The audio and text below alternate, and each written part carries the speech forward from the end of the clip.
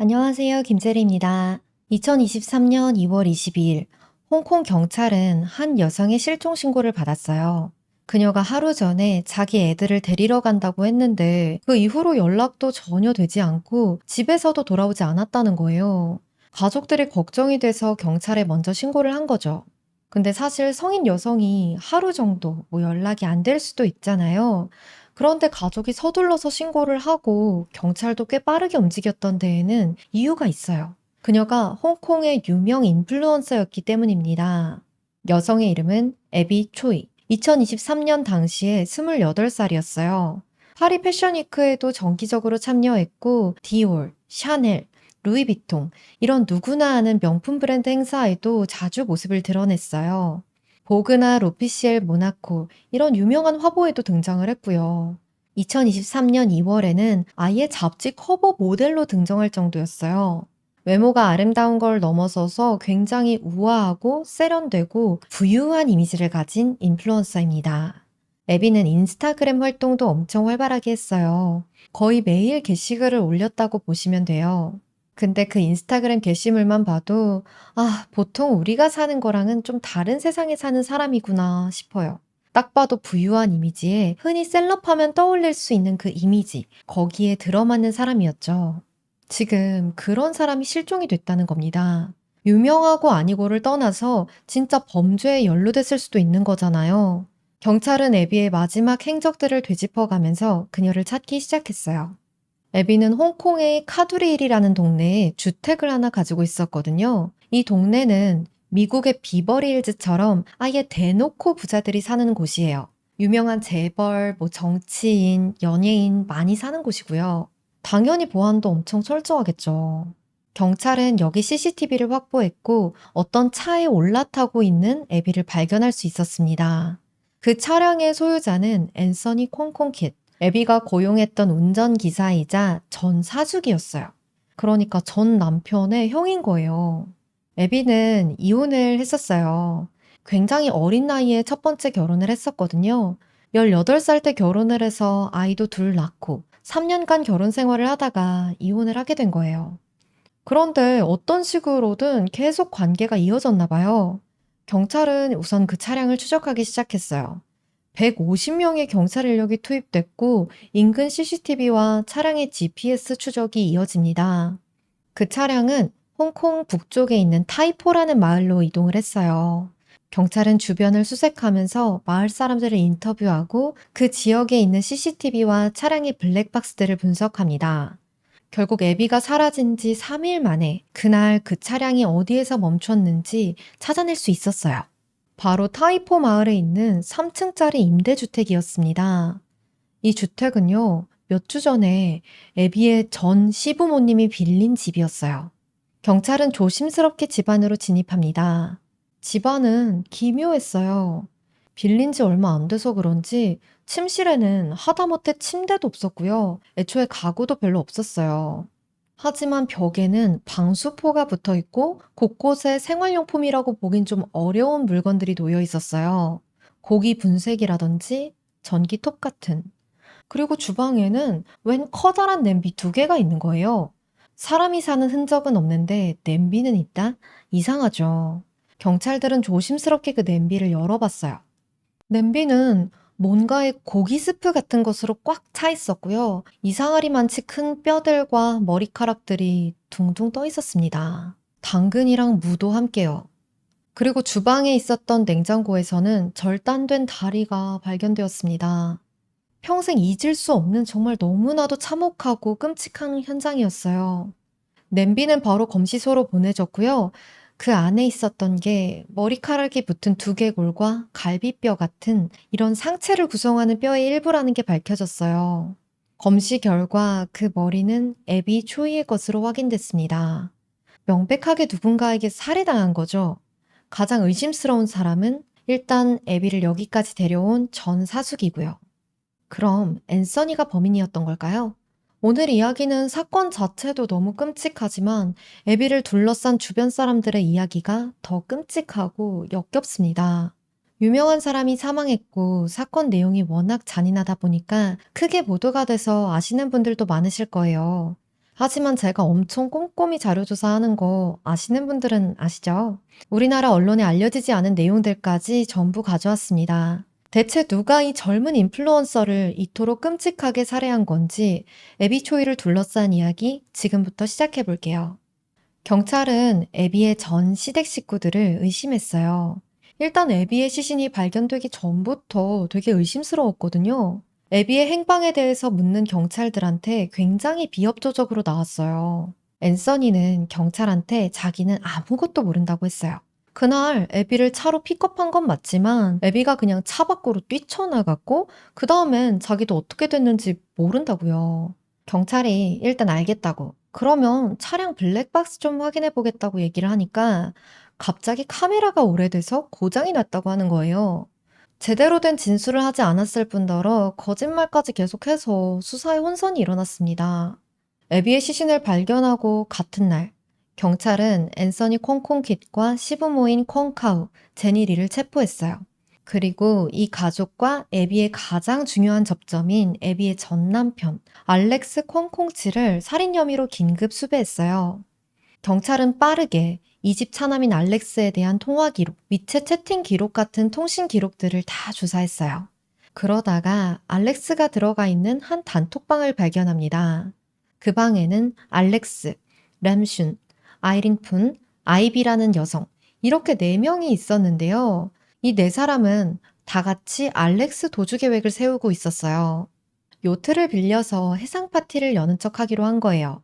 일단 그렇게 바다로 나간 뒤에 다른 배로 갈아타서 최종적으로는 마카오로 도주하려고 했던 겁니다. 아이비라는 여성은 그 마카오에 거주를 하고 있는 사람이었어요.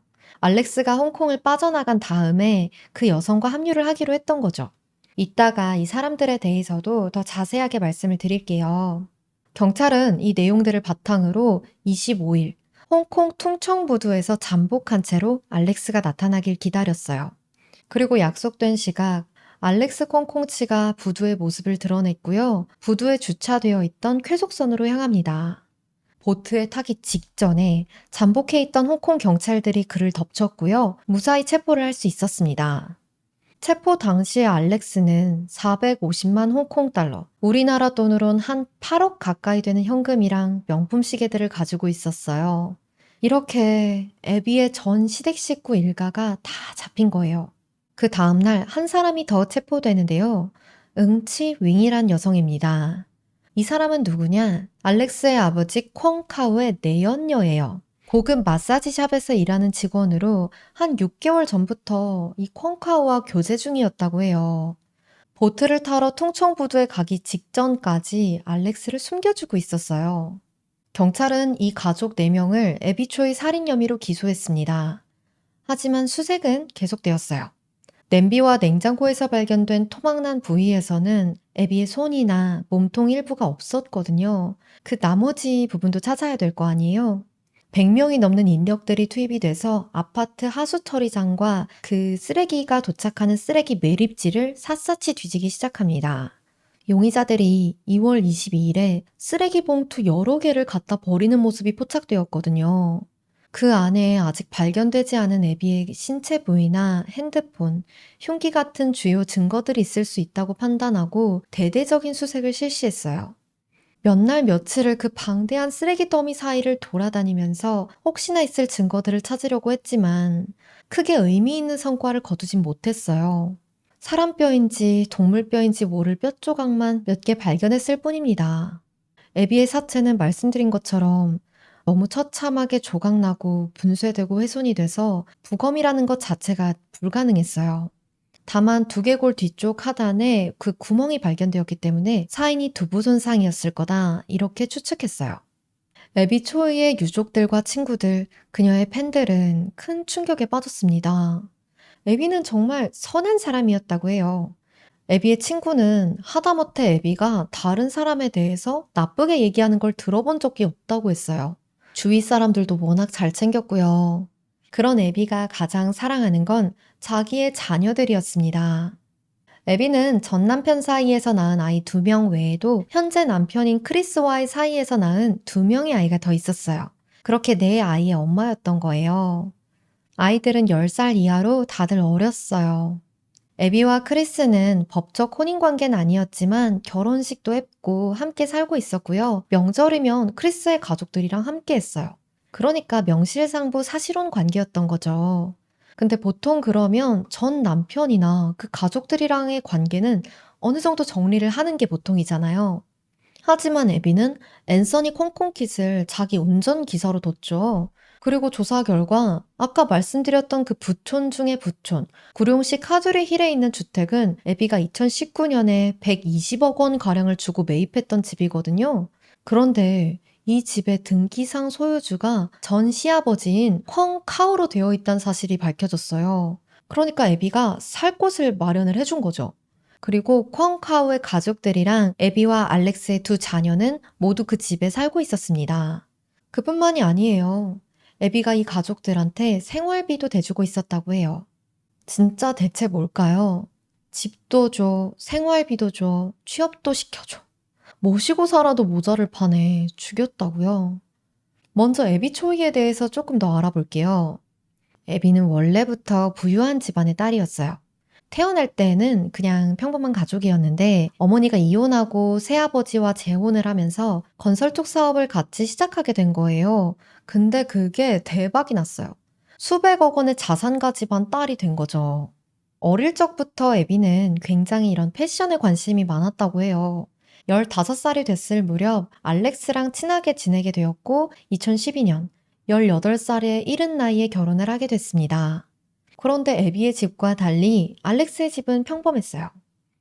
평범하다기보다 좀 별로였어요. 좀 많이. 시아버지인 퀀카오는 두 사람이 결혼하기 한참 전에 은퇴를 한 전 홍콩 경찰이었어요.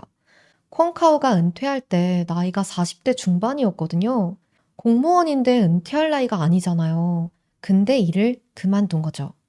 홍콩 경찰로 오랫동안 근무했던 콩카오는 수사 과정에서 알게 된 한 여성에게 접근했고요. 경찰이라는 자기 그 지위를 이용해서 여러 번 그 여성을 만나서 성폭행을 했다고 합니다. 이 일로 기소를 당하진 않았지만 경찰을 스스로 그만두게 됐어요. 이게 2004년에 벌어진 일이에요. 진짜가 아니었다면 스스로 자기 일자리를 그만뒀을까요? 시어머니인 제니리는 가정주부였어요. 그리고 남편 알렉스는 특별한 직업이 없었습니다. 두 아이의 아빠인데. 그런데 그 형인 앤서니는 미국 유학을 갔다 왔어요. 대체 무슨 돈이 있어서?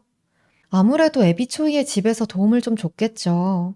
그리고 가족들을 부양해야 됐던 알렉스는 사기를 쳐서 이 집안의 보탬이 되기로 합니다. 2013년부터 2015년까지 알렉스는 6명의 사람들을 상대로 사기를 쳤어요. 데이팅 앱에서 젊은 남성들을 만나서 사기를 쳤대요. 그러니까 본인은 기혼자의 애 둘 아빠면서 동성애자들을 데이팅 앱에서 만나서 금전 사기를 친 거죠.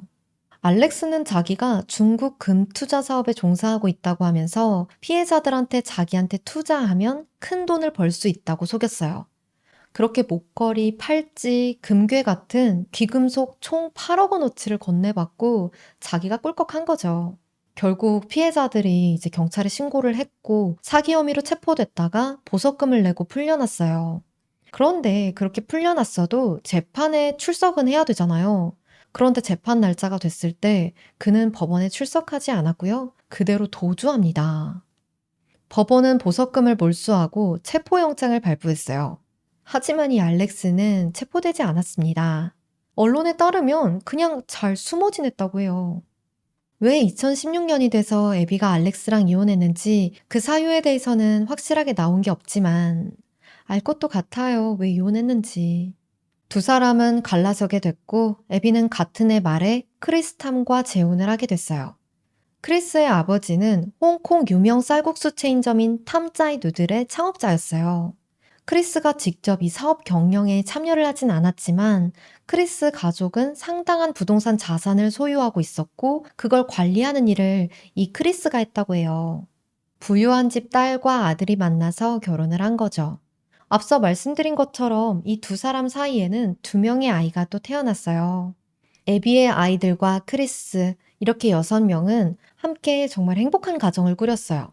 크리스는 자신의 친자녀가 아닌 그 둘도 똑같이 사랑하면서 키웠고요. 그건 애비도 마찬가지였어요.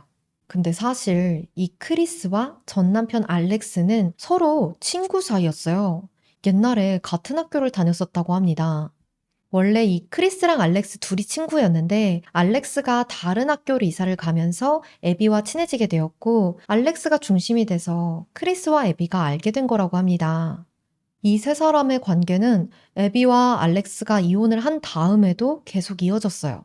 알렉스, 애비, 크리스는 4명의 자녀들과 함께 놀러 가기도 하고 알렉스가 애비와 크리스 집에 놀러 가기도 하면서 잘 지냈다고 해요. 좀 열린 가족 관계죠. 애비는 알렉스와만 계속 잘 지낸 것도 아니고요. 알렉스의 가족들과도 계속 좋은 관계를 유지했어요. 어떻게 보면 일방적으로 좋은 관계를요. 알렉스의 엄마 제니리는 의류 사업을 시작했다가 망했어요. 사업을 접으면서 막대한 빚을 또 지게 됐고 2017년에 이뤄서는 파산 신청까지 하게 됐습니다. 그러니까 이 집 보면 엄마는 파산, 알렉스는 사기치고 도주 중, 그리고 콩카우는 퇴직하고 직업이 없어요. 첫째 아들 앤서니도 딱히 마땅한 직업이 없었고요. 애비는 이 가족한테 양육비와 생활비 명목으로 한 달에 몇백만 원씩 꽤 많은 돈을 계속해서 지원을 해줍니다. 이렇게 돈을 퍼주면서 앤서니에게는 더 특별한 기회까지 제공을 해줬어요. 애비와 앤서니는 애비의 돈으로 베어베어 스낵이라는 팬케이크 노점 사업을 시작했어요. 자금 지원과 경영 의사결정에는 애비가 참여했지만 실질적인 운영은 앤서니가 했어요. 그리고 이걸 말아먹었습니다. 계약 분쟁과 대금 미지급 등의 이유로 결국 사업을 접게 됐어요. 이 일로 애비가 손해본 금액만 수억 원이라고 하는데 애비는 앤서니한테 책임도 묻지 않았어요. 심지어는 앤서니가 부모님으로부터 잘 독립하길 바라는 마음에서 첫 주택 마련에 돈을 보태주기까지 했습니다. 앤서니는 자기가 애비와 친하고 또 부유하다는 걸 과시하기 위해서 SNS에 두 사람의 사진을 올리고 애비를 여동생으로 태그하고 생일에는 생일 축하까지 해줍니다. 진짜 애비는 그 가족한테 아낌없이 퍼줬어요. 앞서 말씀드렸다시피 2019년에는 카두리 힐의 고급 아파트를 120억 원 전부 현금으로 주고 매입해서 콩카오의 명의로 등기를 해줬고요. 뭐 여기에 대해서는 인지세를 피할 목적으로 콩카오의 명의로 한 거다 이런 얘기도 있었는데 실질적으로 그 부부가 아이들과 함께 여기서 살았잖아요. 단순히 세금 회피 의도만 있었던 건 아니었을 것 같아요. 이 전 시부모는 그 고급 주택에 살면서 애비의 돈도 받아다가 펑펑 쓰고 아주 호화로운 생활을 합니다. 애비와 알렉스의 자녀는 주로 이 집에서 생활하면서 콩카오 부부가 돌보고 있었다고 했잖아요. 애비와 크리스 사이에서 낳은 자녀는 구룡통에 있는 다른 집에서 생활을 했어요. 이 두 집이 엄청 가까웠기 때문에 애비가 두 집을 왔다 갔다 하면서 아이들을 돌본 거죠. 이 전 시부모는 아이들을 돌보는 대가로 끊임없이 애비에게 돈을 요구합니다. 애비의 친어머니는 나중에 애비가 이 전 시부모에게 투자금, 생활비, 양육비 명목으로 건넨 돈이 100억 원이 넘는다고 말했어요. 전혀 일반적인 금액이 아니죠. 근데 이 아이들은 뭐 애비가 혼자 낳나요? 자기 아들이 애들 아빠예요. 근데도 그렇게 악착같이 뜯어먹은 거죠. 애비는 운전기사를 열어두고 있었는데 한 명이 그만두니까 바로 득달같이 달려들어서 앤서니를 그 자리에 꽂아달라고 했고요. 그렇게 사업을 말아먹은 앤서니에게 두 번째 직업을 마련해 줍니다. 진짜 천사 아니에요? 근데 자기 아이들이랑 함께 살면서 돌봐주고 있는 사람들의 가족이잖아요. 그래서 더 이 기생충 같은 가족을 막 쉽게 떨쳐내지 못했던 것 같아요. 하지만 2022년 말, 애비와 이 가족 간에 드디어 갈등이 생기기 시작했어요. 애비가 콩카오의 가족이 살고 있었던 그 카두리엘 아파트를 매각하려고 했던 거예요. 그러면 그 가족을 쫓아내려고 거길 팔려고 했던 거냐? 그건 아니었어요. 일단 1차적으로는 투자 목적이 있었다고 하고 이 콩카오 부부에게는 다른 거처를 마련을 해주겠다고 했어요. 진짜로 이제 관계를 끊을 목적이었으면 그러지 않았겠죠. 그리고 애들도 같이 살 텐데 그 집을 아무 데나 구해줄 리도 없고요. 뭐 사유야 어쨌든 이게 100% 애비의 돈으로 산 애비의 건물이니까 애비가 하고 싶은 대로 하는 게 맞죠. 하지만 콩은 여기에 뒤집어져 버립니다.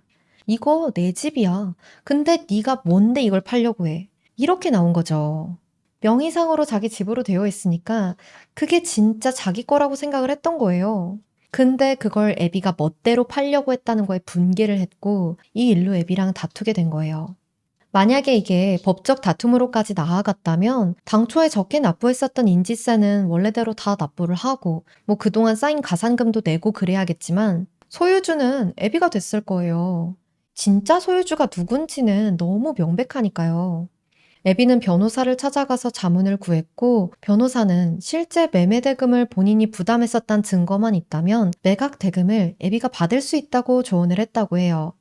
늘 모든 걸 다 퍼주던 사람이었던 애비지만 이번엔 물러서지 않았어요. 콩카오의 반대에도 불구하고 입장을 바꾸지 않았고 부동산 업자와 함께 집을 방문을 한 거예요. 콩카오는 이걸 보고 아주 격렬하게 화를 내면서 애비를 죽여버리겠다고 길길이 날뛰었습니다.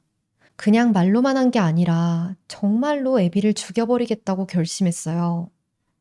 그토록 자기와 자기 가족들한테 헌신을 해온 애비를요.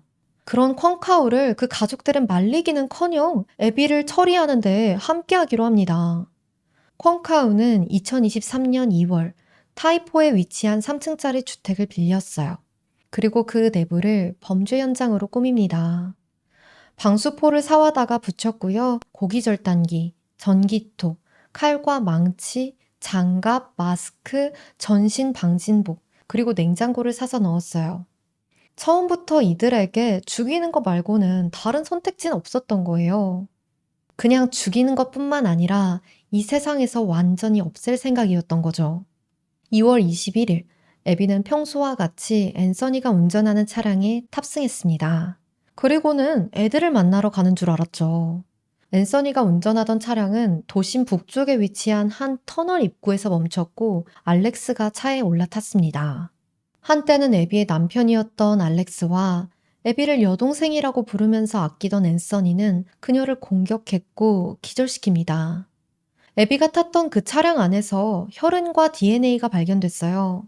두 사람은 의식을 잃은 애비를 데리고 타이포의 그 주택으로 향했어요. 그곳에는 콩과 제니가 대기하고 있었습니다. 애비가 정확히 어느 시점에 어떻게 죽었는지는 정확하게 밝혀지지 않았어요. 영상 초반에 말씀드렸던 대로 뒤통수를 망치 같은 둔기로 두개골이 부서질 정도로 심하게 타격받아서 사망에 이르렀을 가능성이 가장 높다고 합니다. 그게 차량 아니었을 수도 있고 그 집에서였을 수도 있겠죠.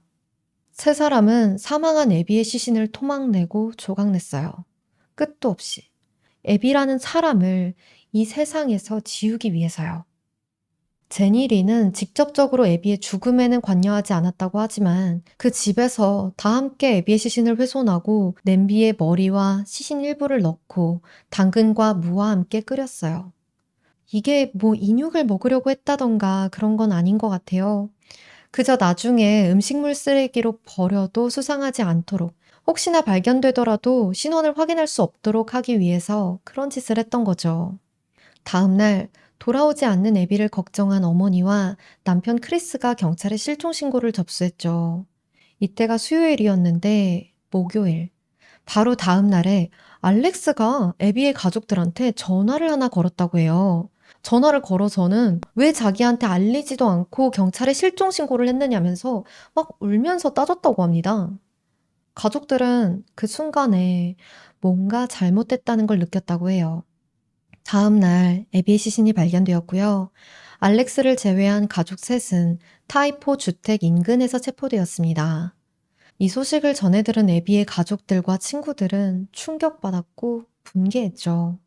아직 잡히지 않은 알렉스 콩의 수배령이 내려지고 나서 남편 크리스와 애비의 가장 친한 친구이자 또 다른 인플루언서인 파오조이는 직접 현상금을 걸었어요. 알렉스 콩의 체포에 결정적인 정보를 제공하는 사람에게 200만 홍콩 달러를 주겠다고요. 애비 초이 사건은 홍콩뿐만 아니라 중국, 대만에도 전해졌고 큰 화제가 되었습니다. 대만의 유명 인플루언서 도리스도 이 사건을 접하고 분노했고요. 파오조이와 마찬가지로 공개적으로 100만 홍콩 달러의 현상금을 제시했습니다. 그렇게 총 300만 홍콩 달러가 현상금으로 걸렸고요. 이 돈은 우리 돈으로 현재 5억 2천만 원이 넘는 금액이에요. 다행히 알렉스의 도주는 길지 않았고 바로 다음 날 퉁청부두에서 체포됐죠. 와중에 경찰들이 자기를 너무 세게 제압해서 아프다고 호소해서요. 앰뷸런스 타고 병원까지 갔다 옵니다. 특별한 이상은 없었기 때문에 엄살 판정 받았고요. 바로 다시 구금됐어요. 이 알렉스의 홍콩 탈출 작전을 도왔던 3명, 램슌, 아이린푼, 아이비. 기억이 나시나요?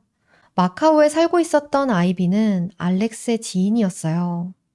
급하게 홍콩을 빠져나가야 되니까 좀 도와달라는 말에 방법을 알아봅니다. 그러다가 주변에서 배를 타고 홍콩 해역으로 나온 다음에 마카오로 향하는 배로 갈아타는 게 가장 빠르고 좋은 방법일 거란 얘기를 듣게 됐어요. 그래서 홍콩에 있는 믿을 만한 친구인 아이린한테 연락을 했고요. 아이린은 친구의 부탁에 따라 요트 대여업자 램슌에게 연락을 합니다. 램은 요트를 준비했고요. 경찰의 추적을 피하기 위해서 대가는 현금으로 현장에서 받기로 했어요. 경찰이 빠르게 알렉스를 추적하지 않았더라면 그날 알렉스는 그 길로 홍콩을 빠져나가서 중국으로 도주를 했을 거예요. 2023년 3월 중에 아이린이랑 램은 범죄자의 도우를 도운 혐의와 홍콩 사람을 마카오로 불법 입국시키려던 혐의로 체포되었습니다. 아이비는 아무래도 홍콩 사람이 아니다 보니까 여기서 체포하진 못했던 것 같아요. 두 사람은 알렉스가 어떤 범죄를 저질러서 도주 중이고 경찰이 그걸 추적하고 있던 것까진 알았지만 그게 에비초이 살인 혐의인진 몰랐다고 했어요. 궁금하지 않았던 게 아닐까요? 그냥 눈 한 번 딱 감고 배만 한 번 잠깐 태워다 주면 막대한 돈을 받았을 테니까. 아이비는 아이린한테 부탁하면서 돈은 문제가 되지 않으니까 방법만 찾아달라고 했대요. 범인들이 이렇게 모두 체포되었고 남은 건 법의 심판뿐입니다.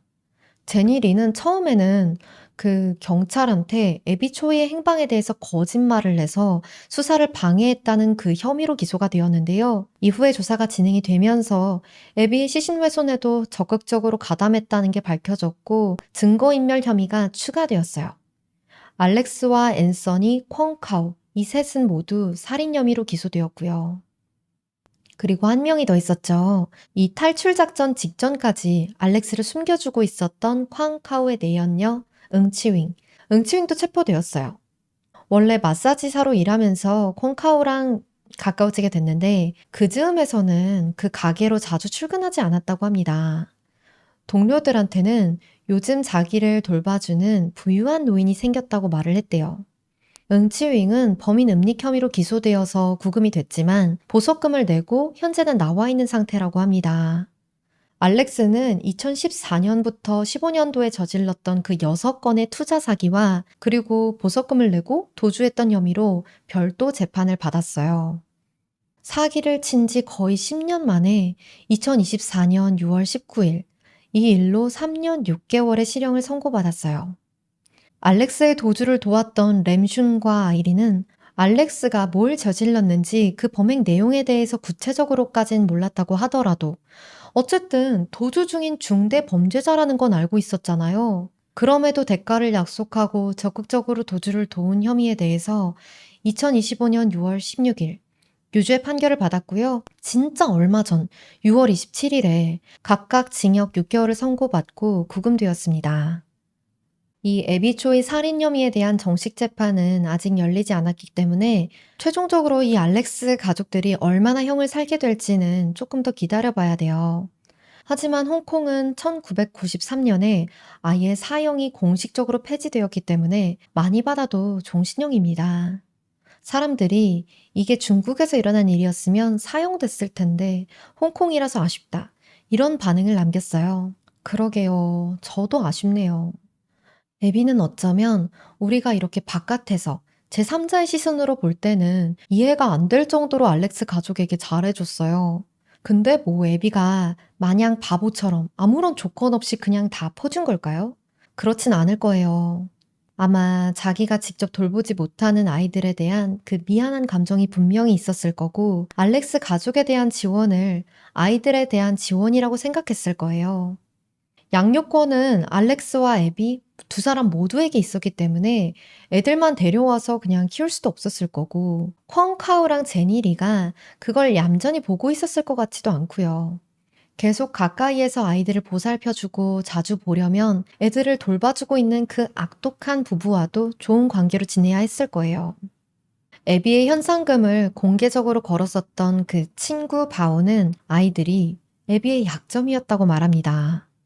그리고 아이들을 그토록 사랑하는 사람이 집에서 다 내쫓을 목적으로 그 카두리힐 아파트 매매를 결정했을 리는 없다고 이야기를 했어요.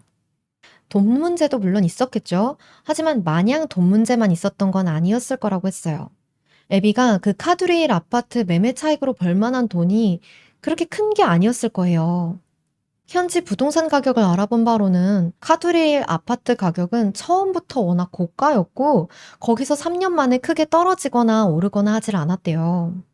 그러니까 애비가 필요했던 건 매각하고 나서 생기는 그 현금이었을 거라는 거죠. 그거로 다른 투자를 뭐 계획하고 있든 했을 거고요. 근데 콩카오가 어떻게 나왔어요? 아예 그 집이 자기 거고 팔아서 나오는 돈도 자기 것인 것 마냥 굴었죠. 그걸 알게 되고 나서는 애비도 그 집의 소유권 문제를 바로잡아야겠다고 생각했을 거예요. 물러설 수가 없었던 거죠. 그게 120억 원이 넘는 집이니까요.